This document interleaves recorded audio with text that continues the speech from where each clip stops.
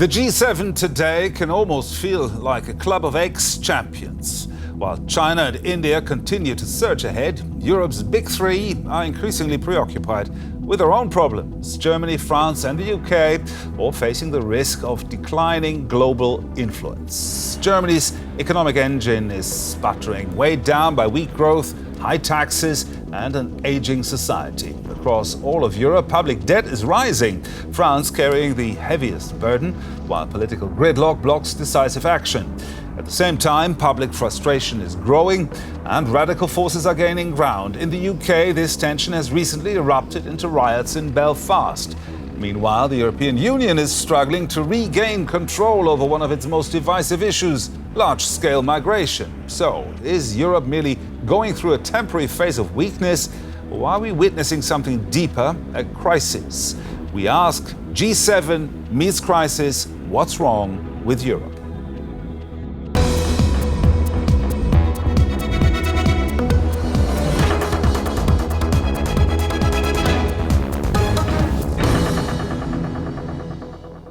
Hello and welcome to The Point. Let me introduce today's panel.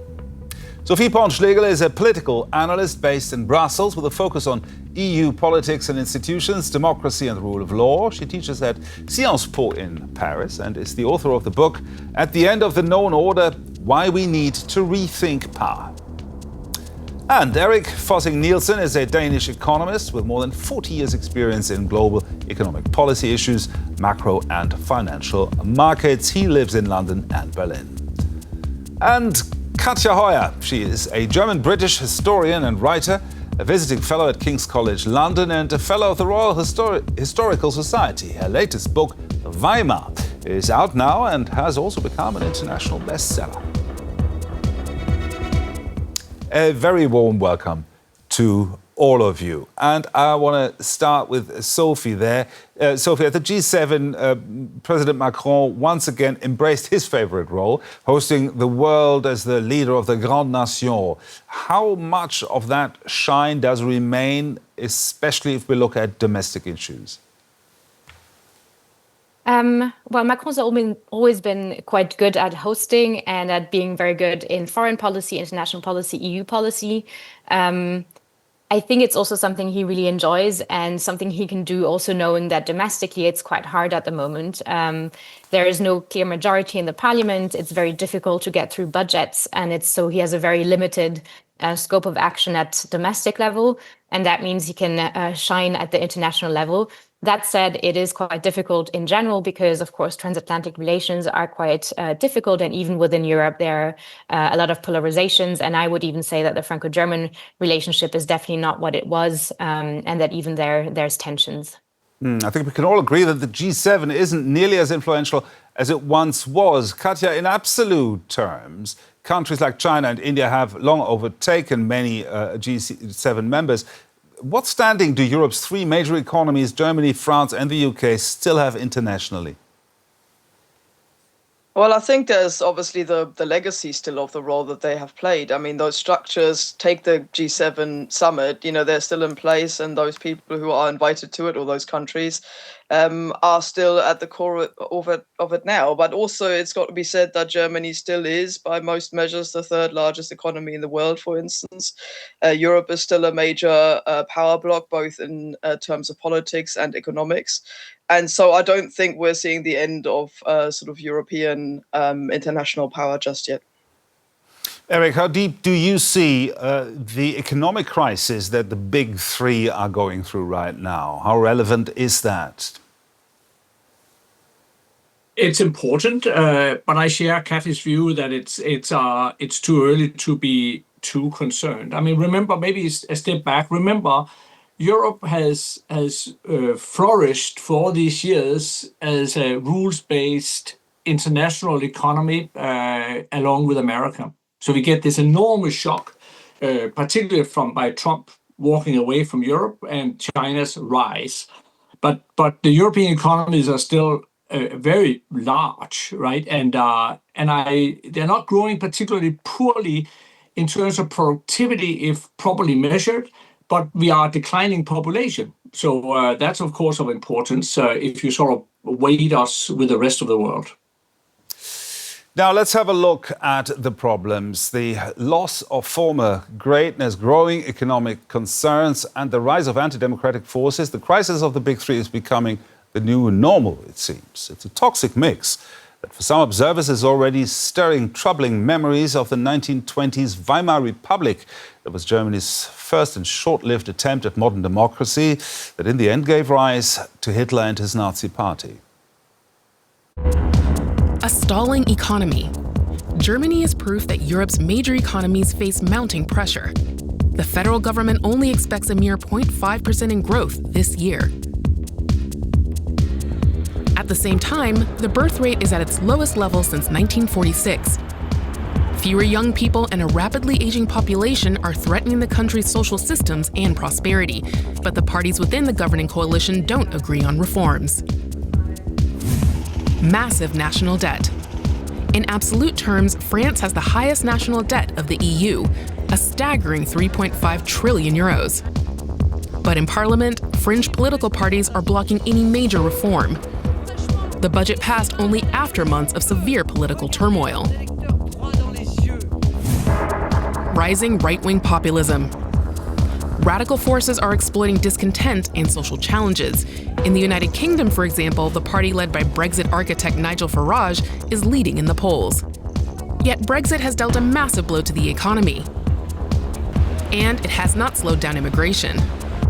Racist riots broke out in Belfast, Northern Ireland after an alleged violent act by an immigrant. A continent in crisis mode. Can the downward spiral still be stopped? And I want to start with a question to Katja. Katja, you've just written a book called Weimar. The comparison with these three big countries in the troubles they are in with Germany, the Weimar Republic, which gave rise to Hitler, is that valid? Well, it certainly happens a lot. And I think this says a lot to the sense of crisis that we have at the moment, is that people use the word Weimar to indicate kind of the crisis of democracy, but also comparisons to Hitler and to other kind of concepts from that time are rife. I think a lot of them are quite simplistic and overstated. I mean, we have got economic problems, there's no doubt about it, but I don't think we're in a sort of Wall Street crash-like situation or anywhere near it. So these problems are, I think, fixable, and pointing to that time and basically raising fears, I think is often not a particularly constructive way of learning from history. I think we should rather look at kind of the structural patterns that were problematic at the time and what we can learn from them, rather than just pointing to it and saying, oh, we're in the same situation again, so let's all panic, because I don't think that's particularly helpful. Sophie doesn't seem to agree too much. Sophie? Yes, I think there's a difference between panicking and actually seeing the also structural patterns that we have now. I'm not a historian, so I agree that, you can also overblow the comparison, but I would say that the structural patterns that we see are quite scary and worrisome, both on the economic side, politically, and also, I mean, if you just simply look at the numbers and the polls, we have French elections coming up, presidential elections in April 2027, with probably the far right winning, with extreme implications for the entire EU, for the EU budget. In Germany, we do have a party that is known to be far right at 30%, and we have Reform UK being really strong in the UK, with growing inequalities as well, which also creates a lot of social tensions. So I think we're not doing particularly well. Also knowing that the transatlantic relationship is not doing well at all. And I wouldn't even say that Trump is not interested in Europe. He actually has an interest in Europe, and he is actually funding through the State Department far-right parties or pre-political movements. So he's clearly doing foreign influence as well. And we see also hybrid warfare from Russia and China. So we are under attack. And that's not being, panicky. It's just simply looking at also stuff that we see, and they're very factual, in fact. Eric, do you agree? One point sorry. Go ahead. Yeah, so I mean, I can I land between the two former speakers? I mean, I think it's definitely serious. Everything was said, I fundamentally agree with. It's very serious, but maybe not a panic situation. I mean, My view is that a lot of it has to do with social media and the way we communicate with each other now. So nobody almost can stay in power. But here comes the real big problem for me as an economist. There's a famous quote by Juncker, the former Commission President and Luxembourg Prime Minister, that says, "We know very well what to do. We just don't know how we get elected after it." But that's not true, right? Because they don't do anything. Oh, well, that's too much. They don't do very much. It's not like they're voted out because they made good fundamental reforms and there was an upfront cost that we population didn't really want. They got so scared now of doing anything really. I mean, it's an example when I think it was a very gutsy move by the German government that when they changed the constitution to make military spending higher and all the rest of it in between the election and taking office. That was widely criticized, as you know, in the German media, and some call it undemocratic, which I don't think it is the right description. Here they tried, but my goodness grief, have they been hammered in the opinion polls, partly because of this. Katja, you wanted to refer to something that Sophie said earlier. Yeah, just the point that I was making is that we're not in the 1920s. We are facing, I think, similar patterns, but very specifically, very different problems. So if you look at the economy, for example, one big issue is energy and what we do with that. That's a very different situation to, say, the Wall Street crash in the 1920s. And therefore, I think it requires different responses. My point is more that I think a lot of voters are getting frustrated with the idea that these problems are at least addressable, if not fixable, through reforms and political measures. And just pointing to the 1920s is my point, to say to voters, look, we've done this before, we can't do it again, isn't going to solve the problems that they fear, are affecting their lives. So my, kind of appeal as a historian is, let's look to this history and actually draw some constructive lessons from it, rather than just using it to kind of raise emotions and fear further. I would like to come back to the economic situation where the big three all have lots of homework to do. What does it mean for the continent, for Europe, not only the EU, but the larger proper Europe, when three of its biggest players are mainly sort of dealing with their domestic problems, not, as Eric indicated earlier, properly able to instill real reform, Sophie? So I work on the EU, and all I can say is that we actually know what the political measures should be. And they've been put into reports by Enrico Letta and Mario Draghi almost 2 years ago now. We need massive investments to make sure that we have competitiveness, even though it's a very blurry term, and I'm sure the economists will go about it. And secondly, also, we have a single market and we need to deepen it. And that is something that has not been done. We also don't have a saving and investment union, which would help us raise also the funds to invest money. So there's tons of reforms that need to happen at EU level. And unfortunately, what we see is that member states, so the 27, most of the time do not want to move things forward. So we're stagnating. They're not doing much. Instead, what they're doing is deregulating EU legislation that we have, especially in the climate field, and also focusing a lot on migration, even though I have to say we don't have a lot of illegal migration coming into Europe. It's more a question of making sure that those people return that are illegally here. So it's kind of a non-issue, and they're focusing a lot on it because of emotions, because the far right made this such a topic, whilst they don't focus so much on the reforms that are really necessary when it comes to our economy. Eric, the level of public debt is incredibly high in France, in Britain, and also in Germany. How threatening is that level of public debt for the ability to change things? It's a constraint, but it's not as big as people think it is or make it to be. Let me give you just one number. What really matters politically is what share of your tax revenues or of your GDP do you have to spend on interest payments? It's not the debt stock per se that sits out there. It's what it costs in your budget. So what room is there? And as you pointed out, France has the biggest debt, and yet they only spend about 6% this year of their all over tax revenue on interest payments. Italy spends about 11.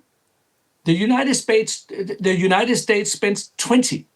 Right? Mm-hmm. So it's a completely different order of magnitude. The constraint, as a macroeconomist, if you look around the world on fiscal issues, there is one big red flag, and that's the US. It's not Europe, right? It is not Europe. So they can do this if they want. But can I say also on the issue of investment, Europe spends or invests in GDP terms 21% of its GDP in investment, America 22. So it's the same, basically the same.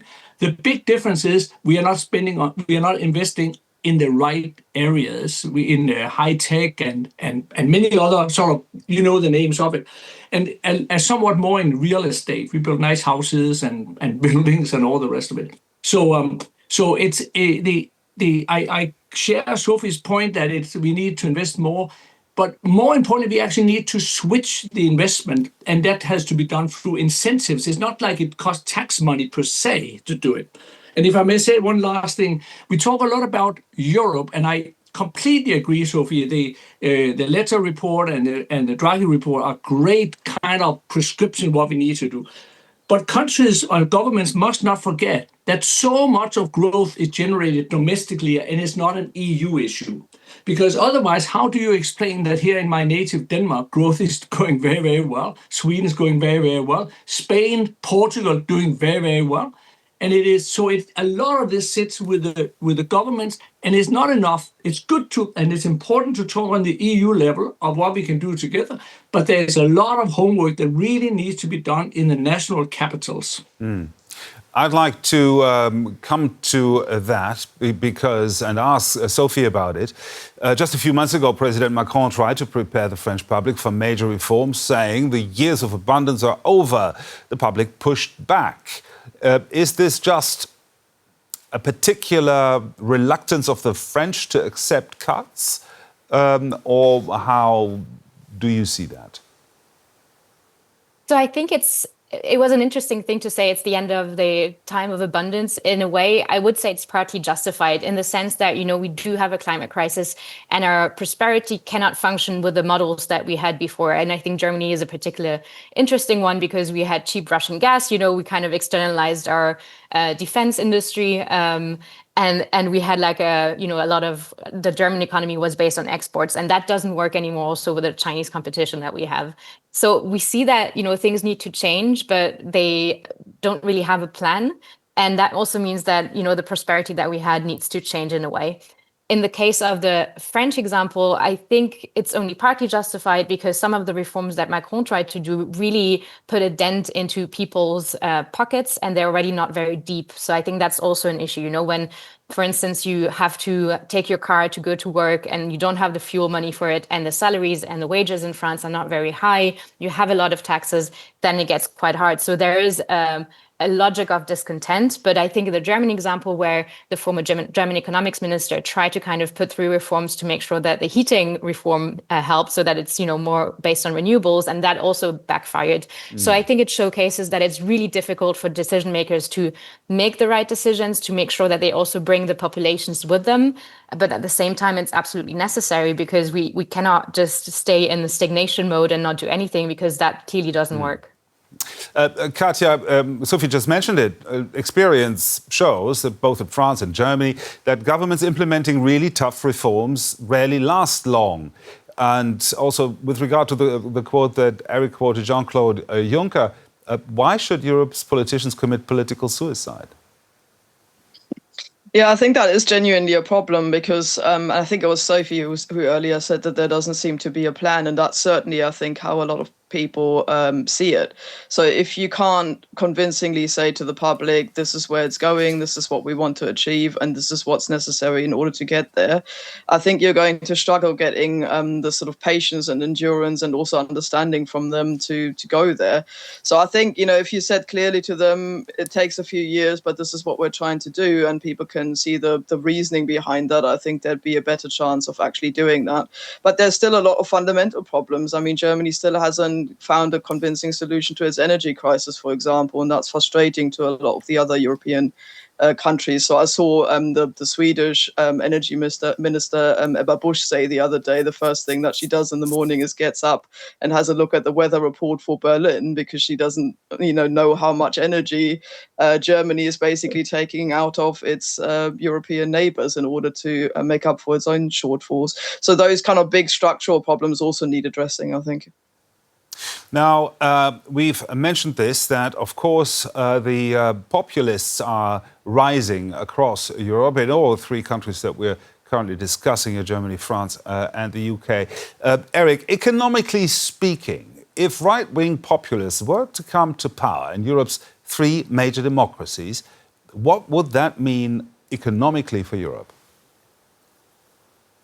It's difficult to say because we don't know exactly what they would do. It's easy to be in opposition and promise a lot of things, but judged from the programs, it's bad news for growth, without a shade of a doubt. It is you can take Katja certainly knows more about Germany than I do, but if a policy platform that fundamentally looks to give more money to pensioners, with all respect, that's not where productivity comes from, right? And ultimately, the economy will grow if it generates higher productivity. And then we can talk about population growth if you want, but productivity is number one. Productivity needs investment, and including in education for younger people, so they can move up the value scale, as we economists will call it. We employ better jobs that creates more, right? So it's the same thing. We saw it in a sense. Brexit is a good example, right? It was not a populist government per se that called it, but Cameron called the referendum 10 years ago because of fear from Farage at that time and the Conservative Party's right wing.